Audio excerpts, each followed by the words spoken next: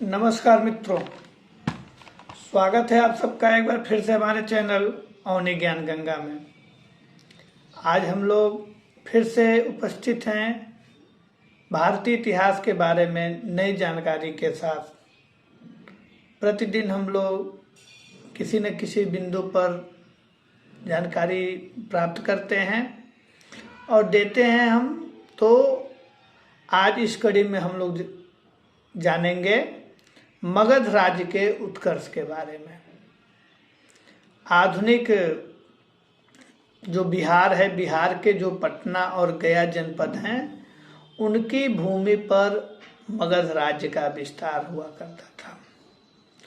जो 16 महाजनपदों में से एक सबसे प्रमुख महाजनपद था मगध, जो इस समय वर्तमान में पटना और गया है, उसी क्षेत्रों में इसका विस्तार था और मगध के नाम से इस महाजनपद को जाना जाता था।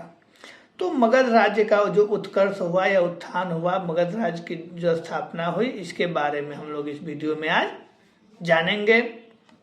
तो वीडियो को अंत तक देखिएगा और इसमें जानकारी आपको मिलती रहेगी। मगध राज्य का जो प्रथम राजवंश था वह हर्यक राजवंश था। कौन सा राजवंश था? हर्यक। और इस वंश का संस्थापक बिंबिसार था। कौन था? बिंबिसार हर्यक राजवंश का संस्थापक था और जिसने गिरिपद या राजगिर को अपना राजधानी बनाया। वैसे तो कुछ शासकों ने पाटलिपुत्र को भी मगध में राजधानी बनाया और कुछ ने गया को भी बनाया, बोध गया को, लेकिन राजगृह को बिंबिसार ने अपनी राजधानी बनाया। और वही बिंबिसार अपने राजवैजीवक को अवंती नरेश चंद्रप्रद्योत की चिकित्सा के लिए उनके राज्य में भेजा था। तो ये प्रश्न बनता है कि हर्यक वंश का संस्थापक कौन था? तो बिंबिसार था। और बिंबिसार के बाद उसका पुत्र अजातशत्रु उस वंश का शासक बना। कौन बना? अजातशत्रु, जिसे कुणिक के नाम से भी हम लोग जानते हैं। हर्यक वंश का जो अंतिम शासक था वह नागदशक था और उसने ही जो है कि वहाँ पर हर्यक वंश समाप्त कर दिया। हर्यक वंश के बाद शिशुनाग वंश आया।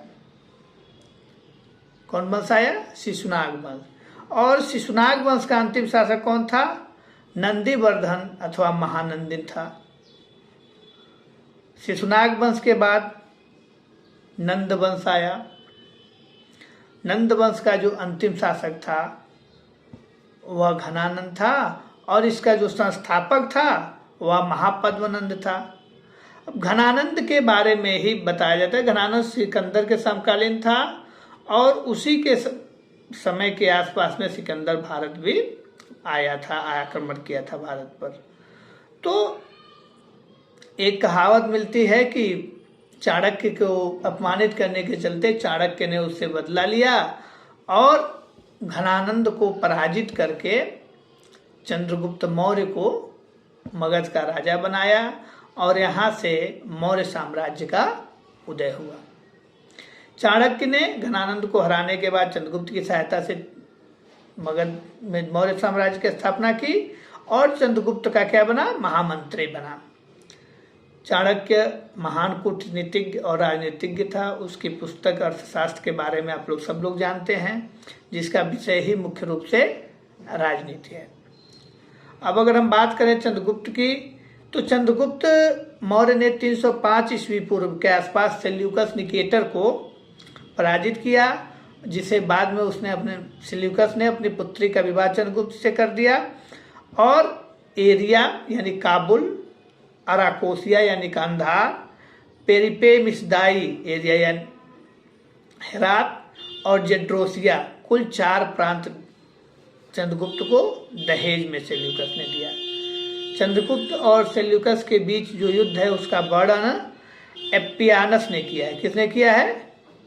एप्पियानस ने किया है। सेल्यूकस का राजदूत जो था मेगास्थनीज काफी दिन तक भारत में रहा और चंद्रगुप्त के दरबार में रहा और उसने अपनी पुस्तक लिखी इंडिका। बार बार प्रश्न पूछता है इंडिका किसकी पुस्तक है।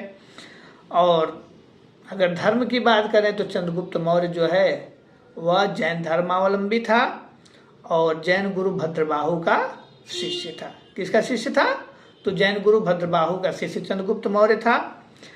इसकी मृत्यु 297 ईसा पूर्व में कर्नाटक के श्रवणबेलगोला में उपवास पद्धति संलेखना के द्वारा हो गई।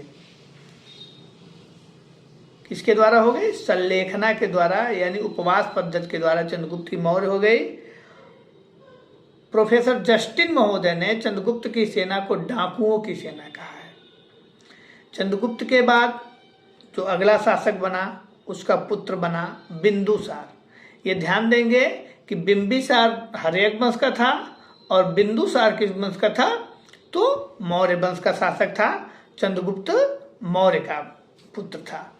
तो जो बिंदुसार था वह चंद्रगुप्त का बेटा था और उसकी माता का नाम क्या था? दुर्धरा था। बिंदुसार को अमित्रघात एवं सिंहसेन के नाम से भी जाना जाता है।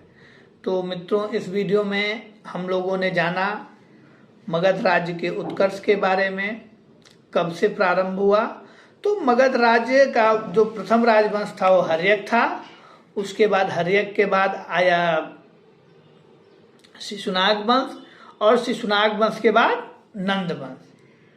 इसमें छोटे छोटे राजा हुए, बहुत प्रभावशाली हुए। जो सबसे प्रभावशाली राज्य रहा वह मौर्य साम्राज्य रहा और मौर्य साम्राज्य का जो संस्थापक था चंद्रगुप्त मौर्य, जिसने चाणक्य की सहायता से सत्ता हासिल की।